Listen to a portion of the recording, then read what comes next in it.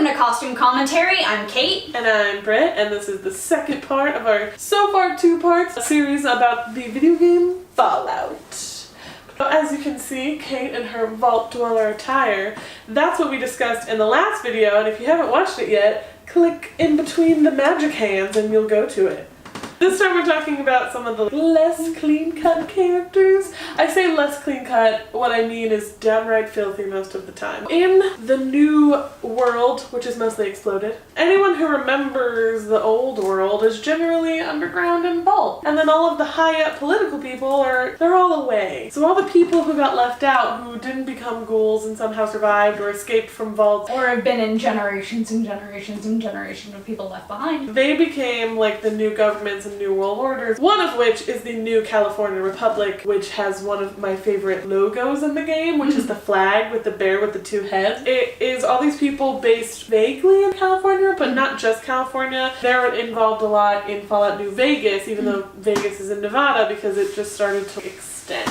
They model a lot of their government off of the previous government of the United States pre the Great War. It reminded me a lot of a mix of what would become, in our world, military uniforms and also uniforms from the 50s. What you're wearing, especially shoulder pieces, things like that denote your rank. In the last video we talked about the Institute, where they have the different ranks and the different groups and it's denoted by color, but they're very face-agey at the next generation, whereas the new California Republic is like gritty and dirty and sometimes has this Mad Max vibe, but it has the same structure. Really interesting comment on human nature. We want things to be easy. We want to be able to look at someone and be like, that's who you are. I don't know you, but I know that I'm in charge of you because of what you're wearing. All of these groups, like the Brotherhood of Steel that we'll get into later, Kaiser's Legion, all of them have this aspect of using what they're wearing to denote who they are. Speaking of another very warring group, Kaiser's Legion. Kaiser's Legion must have seen a history book and seen the Roman legionnaires and be like, I want to be like them. Their empire never went under. It looks straight out of Roman legions, especially Kaiser himself. Everything is gold or silver or stone toned. Kaiser himself looks like his outfit is made of stone. And they've got these bright red pieces. Red is typically a color that when you see it, especially an army, you're terrified. Kaiser himself is wearing this mask that makes him look like a Roman god. Underneath it, he's an older man, but it did a really great nod to him. So when you pick up a history book, being like, oh man, they were great warriors. We have to model ourselves after them. Now, another faction that you meet in Fallout New Vegas, who may or may not be good, would be the Brotherhood of Steel. Who I freaking love their costumes. I'm not as big a fan of their policies as I am of their costumes. They're kind of similar to Kaiser's Legion, where they're very militaristic. The group originally started, they were on a military base. They're not like a lot of the Vault Dwellers where they've been experimented on or killed or whatever. They've been existing in their own enclosure, working forward and making new technologies. So the biggest part of their costume is the armor suits. Power armor. The power armor. Got it right here. Which, fun fact, this is a piggy bank and bottle caps don't fit in it. As you might have guessed if you've seen any of our other videos, I'm a freak for armor. I just love how built up it is because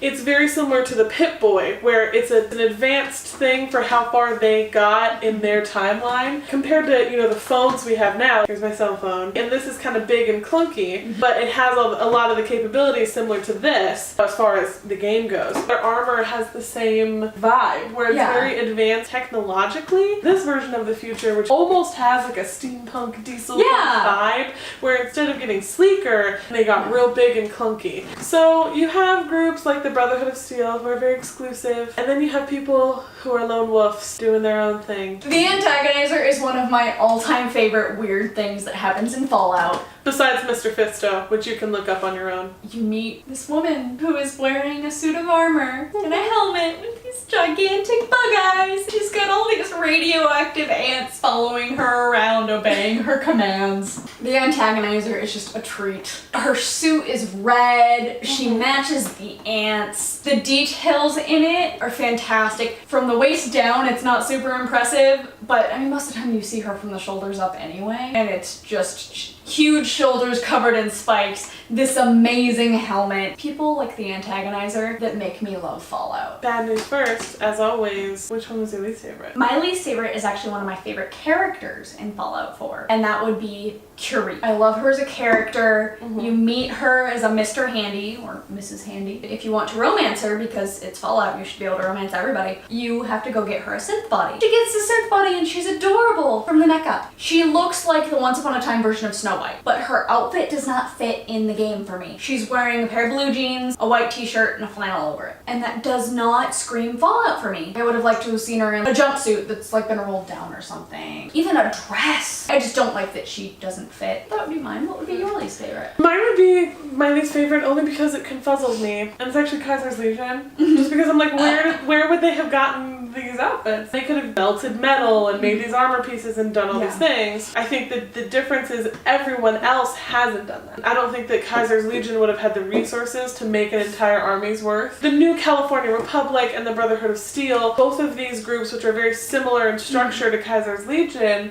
wear a lot of found objects. Everything they're wearing is stuff that obviously came from pre-war, that they've just been repurposing and stealing. The fact that theirs look like they've been made, it just sort of brings it out a little bit for the sake of the novelty of Kaiser's Legion. But I do still like them, and I think, like, you know, they look cool, but as far as like context, they're my least favorite. But which one is your favorite? My favorite of the more like Wastelander kind of feel characters is Sturgis, who is a companion in Fallout 4. He's like a greaser guy who lives outside the vault and he works on robots and cars. He's just got this really great, like, greased up. I just think that he's a great character. I like his personality, and the look really goes along with it. He's not like a Wastelander, but he's a bit in between. Who's your favorite?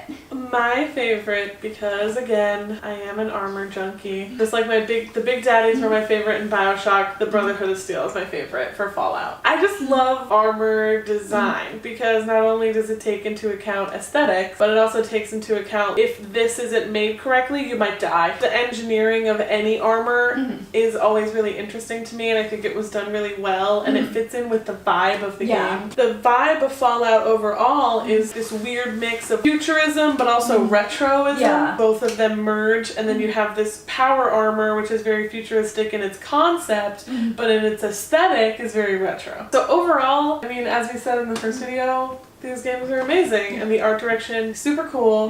Games like BioShock and Fallout, there's a reason why they're so popular and so famous and like have cult followings, and it's because they're amazing. So seriously, go out and play these games. You can skip Fallout 1 and 2 really because they're really rudimentary and you can get the lore, but play Fallout 3, Fallout New Vegas, and Fallout 4. They're amazing. So if you like this video or if you like Fallout, make sure to click like down below, and also leave us a comment if there's anything that you'd like us to review that has costumes in it, or if any of your favorite groups or characters we left out of these Fallout videos, because we will be doing some follow-ups. This upcoming Saturday, we're going to be doing the final video in our Stanley Kubrick series. We're going to be finally doing A Clockwork Orange. Please make sure to hit subscribe to be notified as soon as that comes out. Thanks for watching!